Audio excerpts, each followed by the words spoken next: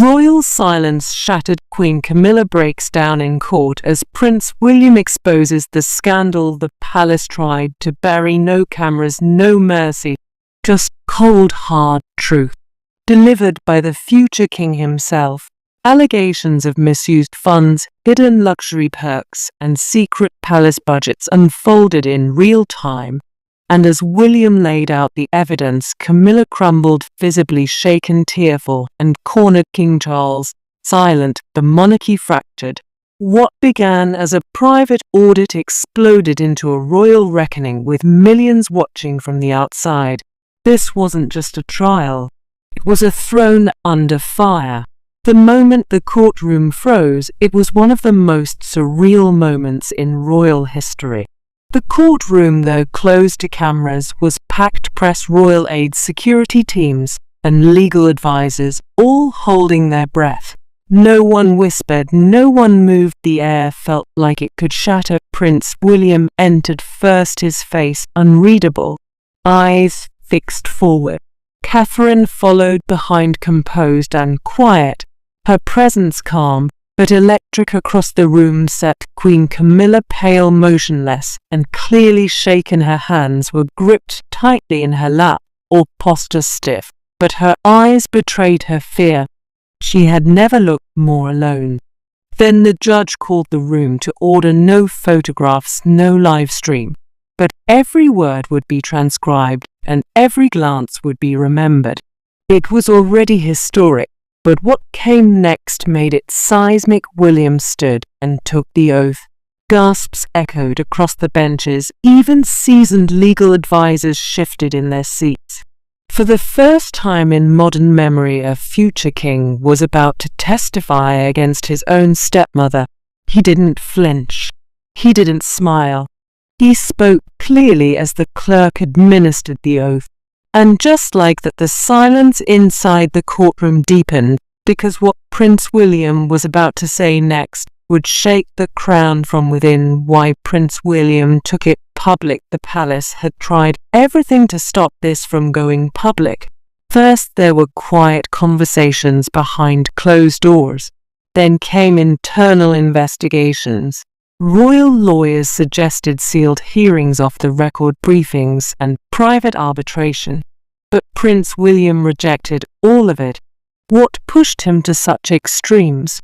A single leaked audit. It showed irregularities inside Camilla, his royal office, misused funds, questionable expenses, and charity allocations that couldn't be traced. What should have been dealt with discreetly became impossible to ignore. And William made the call. No one is above scrutiny, he reportedly told a senior advisor. Not even family. It's done that from especially King Charles, who was deeply against public exposure. But William wouldn't back down. For him, this wasn't about gossip, it was about integrity. He believed the public had a right to know that the monarchy couldn't keep operating behind velvet curtains, and if it meant making enemies inside his own family, he was willing to face it. He told aides this wasn't about revenge. It wasn't personal. It was about restoring trust in the crown. And so, with cameras banned, but every reporter outside on high alert, Prince William walked into the courtroom. Not just as a royal, but as a reformer, and that's when the room heard the sound that would haunt it for days to come. The testimony that broke the room. When William spoke, the words weren't emotional, they were clinical, measured, devastating.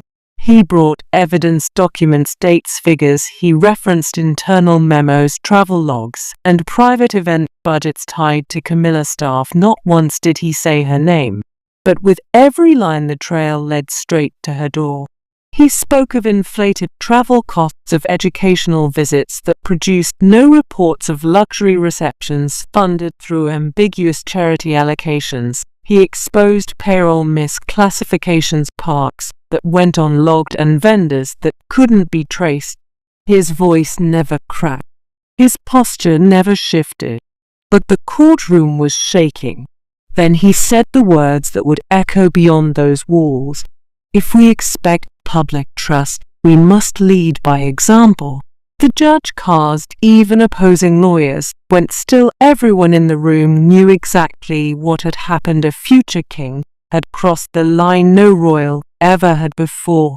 He turned the spotlight on his own house. Behind him, aides looked shaken. One royal family member reportedly left the room mid-testimony. But William never looked away. He kept reading fact after fact, line after line. And across from him, Camilla, his shoulders began to tremble. The crown had stayed silent for decades. But now it was speaking, and it wasn't asking for permission. Camilla is public breakdown. It happens slowly, but once it started, no one could ignore it. As Prince William continued detailing the misuse of funds, every word chipped away at Camilla. His composure. She didn't interrupt. She didn't object, but her body began to collapse in on itself, shoulders hunched, face buried, and trembling hands. The courtroom wasn't cold, but Camilla looked frozen. Her lips moved silently, repeating something, maybe a prayer, maybe just a desperate thought she couldn't silence. And then it happened. She cried. It wasn't theatrical, it wasn't performative, it was real. For the first time in modern royal history, a queen consort broke down emotionally in a court of law.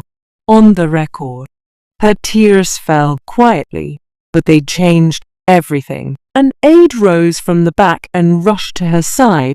They whispered something, likely offering to take her out, to give her space to protect what little dignity she had left. But she shook her head. She wouldn't leave. The judge briefly glanced her way, but made no move to halt the proceedings. A recess was denied. William's testimony continued. Every new document, every timeline, every misused line item pulled her further into the spotlight she once controlled, but now couldn't escape. And yet through it all she stayed in her seat. No crown, no command, just a woman watching her title and everything that came with it slip through her fingers. By the time William returned to his seat, the silence in the courtroom felt heavier than ever. The breakdown had happened, but the storm wasn't over. The scandal William uncovered, what began as whispers and palace corridors, had exploded into a full-blown scandal under oath. As evidence poured into court, the scope of the issue became impossible to ignore. Royal charity funds meant for education, veterans, and hospitals had allegedly been rerouted into Camilla, his inner circle.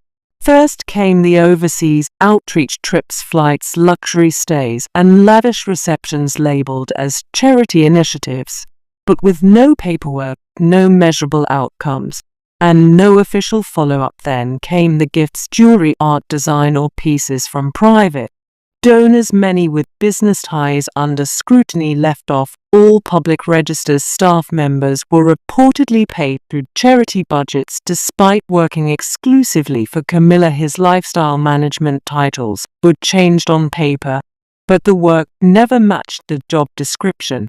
Even more disturbing, internal concerns had been raised. Emails, Joe Jr. staff warning about inconsistency is raising red flags that were quickly dismissed or ignored.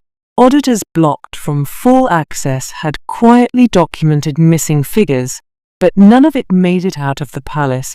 Now the court heard every detail, and William, determined and restrained, walked them through each one. What made the scandal so devastating wasn't just the money, it was the betrayal of public trust. Funds that came from the people, donated for noble causes, now twisted into personal comfort.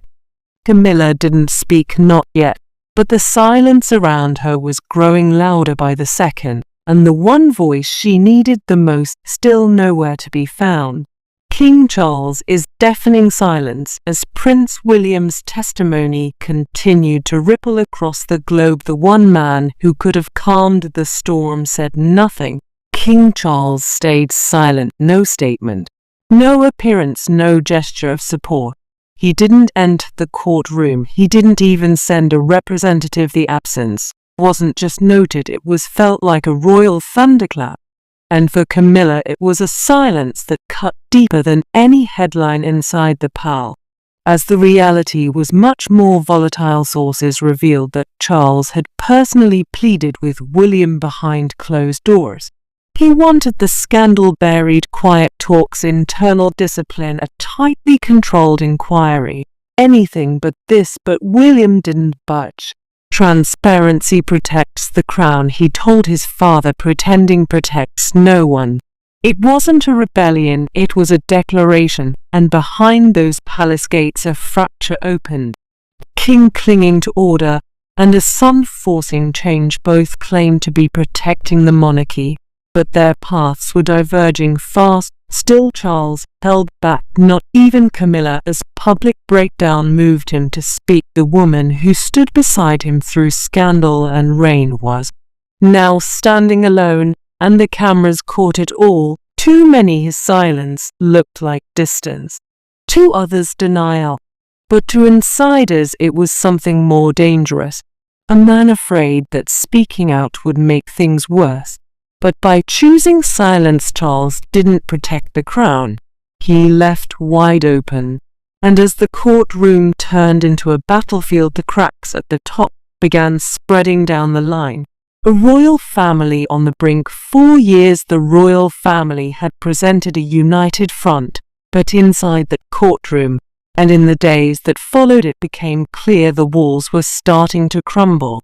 During a court break, Catherine was seen gently whispering to William, placing a hand on his back. It wasn't for cameras, there were none. It was quiet support in a room that had turned icy. Princess and kept her distance, offering no public opinion and giving the press as nothing. But behind the scenes, sources said she was deeply troubled by what she called a loss of discipline. Harry and Meghan, watching from California, posted a vague but piercing message just hours after William's testimony. Truth finds light always. No names, no context.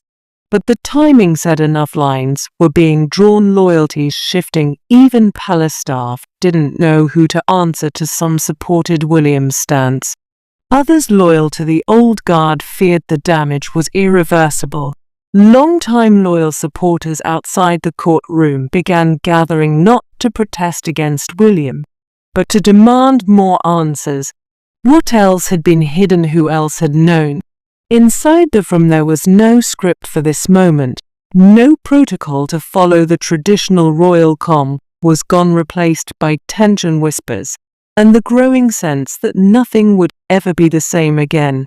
And while the family scrambled behind locked doors, Camilla, still broken and quiet, finally stepped forward to speak. Camilla, his plea from the stand. She took the stand, slowly flanked by aides, her face pale and drawn. For a moment, the entire room felt like it was holding its breath. The Queen Consort was about to speak for herself. Her voice trembled from the very first word. She didn't try to command the room. She didn't play the role of royalty. She sounded like a woman cornered, grieving and tired. She spoke for just under 11 minutes. I never took from the people, she said, eyes red and glassy. I trusted the wrong hands. Camilla insisted she wasn't directly involved in the spending decisions. She blamed miscommunication, confusion, and staff who acted beyond their roles. She claimed she had raised concerns, but was told everything was fine. She never pointed fingers, at least not by name, but her voice cracked with every sentence. The judge asked twice if she needed a break. She refused. I gave my life to this, she whispered at one point. I never imagined it would end like this. But her words didn't land the way she hoped. The damage had already been done. William's testimony stood tall, the documents, the numbers, the audit trail. It was all out there. Camilla tears didn't erase the facts, and her plea, though emotional, didn't stop what was coming next, because outside the courtroom the world was already responding, and it wasn't with sympathy. Public outcry and online uproar. Within hours of Camilla, as tearful testimony the world had made up its mind. The internet exploded. Crowds gathered outside the courthouse holding handmade signs that read "No more secrets. Accountability. Now the crown belongs to the people." Online, the backlash was instant and brutal. Hashtags flooded the timeline. Camilla breaks down Royal Justice William the Reformer. Videos of courtroom sketches, audio reconstructions, and real-time updates went viral across every platform. TikTokers broke it down. Legal analysts, former staff began to share stories, some anonymous, some not, fueling the fire with every post. Are now out of context triggered fury. Approval polls dropped fast. Camilla, his public image was collapsing and real-time. And nothing, no statement, no spin could catch it. What once would have been a closed-door embarrassment had become a global reckoning. The monarchy's secrets weren't whispered anymore, they were shouted. And for the first time in decades, the public didn't just want change, they demanded it. Media frenzy and explosive leaks. If the courtroom lit the match, the media struck the flame. In the days following Camille's testimony, a wave of leaks hit the press. Like a tidal wave, expense reports, internal memos, confidential emails, everything the palace had tried to keep sealed was now out in the open, and worse, it was being picked apart by the hour. One leak showed a $120,000 educational reception held in Monaco. No guest list, no press, no follow-up. Another included emails from Camilla's private team asking auditors to soften language in financial summaries. But it didn't stop there. A 2020 recording emerged of Camilla laughing during a private dinner, joking, "If you can't enjoy the perks, what's the point of marrying into this mess?" The audio, once dismissed as harmless, now echoed with arrogance. Outrage erupted. Staff who once worked quietly behind the scenes began speaking out. Some gave anonymous interviews describing blatant misuse of funds and culture of entitlement. Others went public. Former charity reps, express officers, and even a former football man, all with stories that supported William's timeline. Tabloids ran front-page bombshells daily. The Queen who lost the public. Inside Camilla's secret budget. The perks of power exposed. Even international outlets joined the storm. American networks rammed specials. French and Australian headlines turned savage. The scandal was no longer just British, it was global. The palace could no longer control the narrative. It wasn't just leaking, it was hemorrhaging. And with each new revelation, the monarchy's carefully crafted image crumbled faster. But just when it seemed like things couldn't escalate further, the palace at last rockets silence. The palace's emergency response. After a week of chaos, the royal family convened behind closed doors for what insiders described as an emergency crisis summit. Attendees included Charles, William, Catherine, Princess Anne, and senior royal advisors. The Queen herself, Camilla, was notably absent. The meeting lasted over 5 hours. Then, just before sunset, the palace issued a rare public statement. It was short, formal, and devastating. Her Majesty Queen Camilla will be stepping back from all active royal duties effective immediately. She would retain her honorary title, but would no longer represent the monarchy publicly. No more patronage, no more appearances, no more speeches. Her schedule was cleared indefinitely. Then came a second quote, this one from King Charles himself. "We respect the need for accountability, and we remain committed to the trust of the public." It was the line that drew a boundary, subtle but unmistakable. Insiders say Charles was emotional during the meeting, but ultimately yielded to pressure. The monarchy couldn't withstand any more damage. Silence had cost them too much already. Camilla, sources revealed, was told hours before the statement went live. She didn't argue, she simply nodded, retreated to her chambers, and didn't attend dinner that evening. The Queen was still technically Queen, but in title only. Behind palace walls, things remained tense, relationships frayed, trust thinned. But the message to the public was clear. A line had been drawn and the reckoning had consequences. And just as one figure stepped away, another stepped fully into power. William's power move. With Camilla removed from public duty and Charles reeling from backlash, Prince William didn't pause, he acted. The very next morning, William summoned his own royal team, his first official action as future monarch, a complete overhaul of the palace audit system. He ordered an independent third-party review of all royal finances, fully public, fully digital, and fully unfiltered. No internal panels, no vague summaries, just raw numbers and hard truths. It was a move that broke decades of royal tradition. At a brief press appearance outside Kensington Palace, he addressed the nation not with pomp but with purpose. The crown cannot hide from scrutiny, he said. This is our turning point, not just for the monarchy, but for the people who trust it. The announcement stunned reporters, but online the reaction was explosive in a good way. Younger generations rallied behind him, calling him the king of accountability. Commentators who once criticized the monarchy praised him for breaking the silence. Even those disillusioned with royalty admitted this was different.